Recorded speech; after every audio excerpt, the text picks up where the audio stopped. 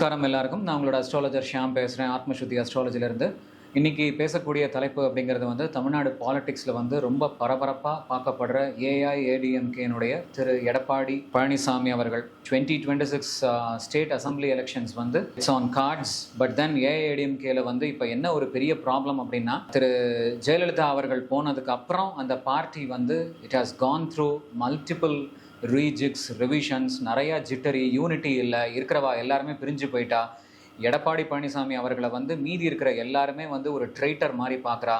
இப்போ என்ன அப்படின்னா, இப்போ திரு டிடிவி தினகரனோ இல்லை சசிகலாவோ ஒரு மிகப்பெரிய ஒரு ப்ராப்ளம் என்ன அப்படின்னா, திரு எடப்பாடி பழனிசாமி அவர்களை வந்து எப்படி இருந்தாலும் பார்ட்டியில் வந்து எலெக்ஷனில் நிற்க வைக்கக்கூடாது, சிஎம் கேண்டிடேட்டாக அனௌன்ஸ் பண்ணக்கூடாது, அப்படி இருந்தால் நாங்கள் வந்து அலையன்ஸ்க்கு வரோம் அப்படிங்கிறத வந்து சென்ட்ரலில் இருக்கக்கூடிய பிஜேபிக்கு வந்து மிகப்பெரிய ஒரு ப்ரெஷராக வந்து அவள் கொடுத்துட்டு இருக்கா. அப்படி ஒருவேளை பிஜேபி வந்து இவா சொல்கிறத கேட்டு கேண்டிடேட்டை இறக்கினா அது that's a different thing. Altogether strategy எல்லாமே மாறும்.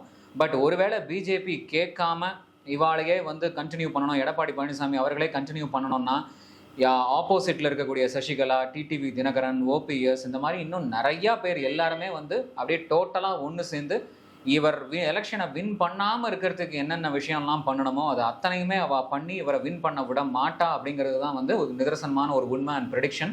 அந்த ப்ரெடிக்ஷனை தான் இந்த வீடியோவில் உங்கள் எல்லாருக்கிட்டையும் ஷேர் பண்ணணும்னு நினைக்கிறேன். அதாவது எப்படி ஆயிடுச்சுன்னா, இப்போ இவரை வந்து அதாவது ஜெயலலிதாவினுடைய மறைவுக்கு பிறகு வந்து மற்றவாளெல்லாம் ஏமாற்றி இல்லை சசிகலா அது வரைக்கும் திரு சசிகலா அவர்களோட வந்து நல்ல ரிலேஷன்ஷிப்பை மெயின்டைன் பண்ணுறது, இல்லை அவள் காலில் விழுறது அப்படிலாம் வச்சுட்டு இருந்து, அதாவது இவரை வந்து பார்ட்டியில் ஒரு ஒர்க்கராக வந்து பார்த்து அவள் வந்து இவா கீழே டிடிவி தினகரன் அவர்களுடைய கீழே, சசிகலா அவர்களுக்கு கீழே, ஜெயலலிதா கீழே இருந்தக்கூடிய ஒரு எடப்பாடி பழனிசாமி ஆனவர் இன்றைக்கி வந்து கட்சியை டேக் ஓவர் பண்ணிவிட்டு த்ரூ செகண்ட் மெத்தட் பண்ணிவிட்டு இப்போ வந்து மீதி இருக்கிற எல்லாருமே வந்து இவரை கேண்டிடேட்டாக அனௌன்ஸ் பண்ணணுங்கிறதுக்காக வந்து அவர் வந்து ஒர்க் பண்ணிட்டு இருக்கார். அதை வந்து கண்டிப்பாக அந்த கட்சியினுடைய ராஜாவா இல்லை ராஜ தந்திரியாக செயல்பட்ட சசிகலா அவர்களோ இல்லை டிடிவி தினகரன் அவர்களோ யாருமே வந்து துளி கூட அக்செப்ட் பண்ணிக்க மாட்டா. ஏற்கனவே ஒரு வீடியோவில் நான் சொல்லியிருந்தேன், அதாவது வீட்டில் வேலை செய்கிறவாளுக்கு வந்து அந்த பேலஸையே எழுதி கொடுத்து நீயே இந்த சாம்ராஜ்யத்தை பார்த்துக்கோன்னு எந்த ராஜாவும் என்றைக்குமே சொல்ல மாட்டா.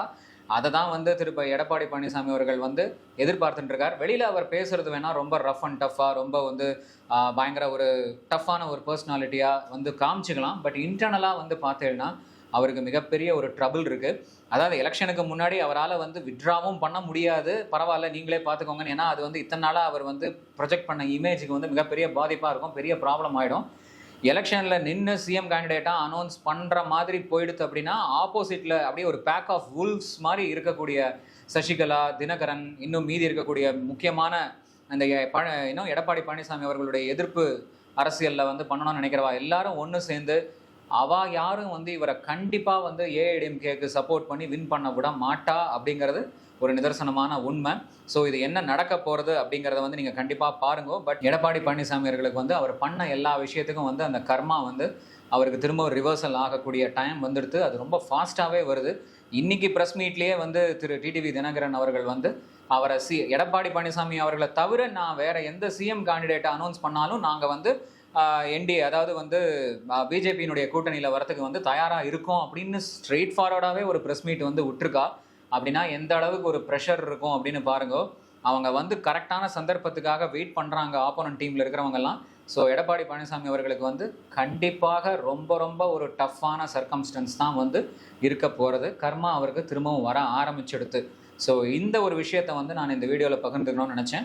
So thank you really so much. தொடர்ந்து பாருங்க, நிறையா நல்ல விஷயங்களை தெரிஞ்சுக்கலாம். அண்ட் அதே மாதிரி உங்களுக்கு பர்சனல் லெவலில் ஏதாவது கன்சல்டேஷன் தேவைப்பட்டதுனாலும் ஸ்க்ரீனில் இருக்கக்கூடிய நம்பரில் வந்து காண்டாக்ட் பண்ணலைன்னா கண்டிப்பாக உங்களுக்கு ஸ்பெசிஃபிக்காக உங்கள் ஹாரோஸ்கோப்க்கு ஏற்ற மாதிரி கன்சல்டேஷன் பண்ணி பரிகாரம் சஜஸ்ட் பண்ணுவோம். Thank you so much. நமஸ்காரம்.